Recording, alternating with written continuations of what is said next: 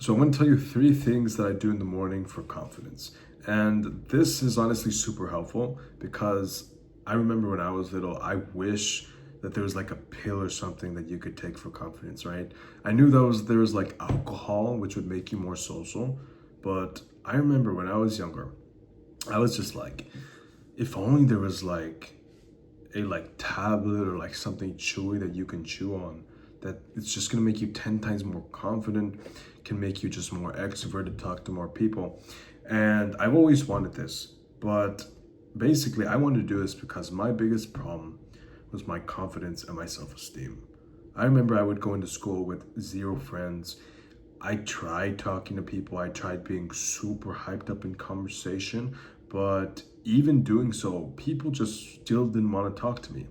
And not only that, I was insecure about my looks. I hated the way I looked. I was short, also, I used to be really short. And so, literally, most time when I was in high school, walking around and being me just felt like a death sentence.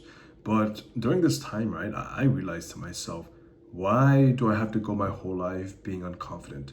Why can't I actually feel good about myself? Why can't I actually be like proud of myself and like be like everybody else? Because everybody else seemed like they were confident. Everybody seemed like they were confident to make friends, join clubs, just enjoy their life, while I was here with this problem, being unconfident. So that was the point in my life. I started doing like a ton of research on how to like skyrocket my social skills and my confidence. I started watching hundreds of hours of YouTube videos, reading a bunch of books, copying people with charisma that were confident. And so these three things that I'm going to share have probably really contributed to the confidence that I have right now, to the point where I actually really enjoy just talking to strangers, and people that I know usually call me extroverted. They call me someone to talk to, someone that talks. So that's what I'm gonna get into right now. So the first thing that I do in the morning, right, is drinking a ton of water and eating a good, healthy meal. Now, I know that sounds super basic, right? That sounds like super lame, but let me tell you something right here. Most people do not realize the impact that your diet has on your social skills. I remember when I used to be little, my mom used to work really early. And so, literally, what she would do for me and my brother was that before school and before she would go to work, she would go to McDonald's and get me, I think it's the number three or the number four now, depending on your McDonald's, right? But literally, what she would do, she would give me like the egg sausage McMuffin. She would give me three of those. She would give me like two or three of those, right? And I would eat them. And every time that I noticed I ate them, I would just feel so bad. And the reason why I'm telling you this is because if you eat like really processed food with sugars in the morning, this food is processed. It's high, it's like high dopamine, it's cheap dopamine food. So it's gonna make you feel good in the moment because it has flavor, it's salty, whatever, but it's gonna make you feel bad like a couple minutes later. And so what this does is that this is going to tire your brain, and it's going to allow you to just like think slower and make you like demotivated to talk to people. And I remember like every single time me and my brother, right, like we would talk about this, me and my brother right now, we would be like, we ate like degenerates. We would feel so bad after eating McDonald's. So drinking a bunch of water too also just refreshes your brain. Because I remember like most people don't know you have to drink like a bunch of water before like or like after you wake up. Like I literally drink one full things of these, right? Which I'm gonna do right now. But basically, people don't realize that your body is like 95% water, like 90% water.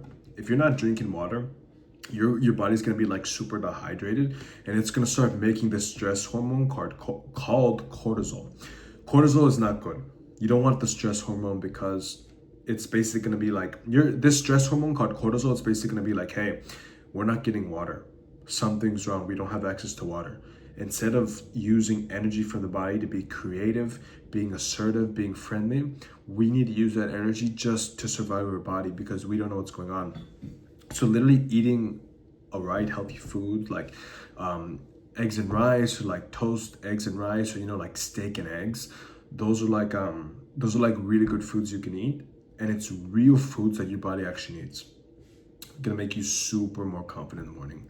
Second thing that you can start doing is meditating. Now, I know this sounds super weird. There's a whole bunch of controversy around meditating, but the reason why I'm telling you to meditate is because there is a cheat code, right, on literally just breathing before you speak.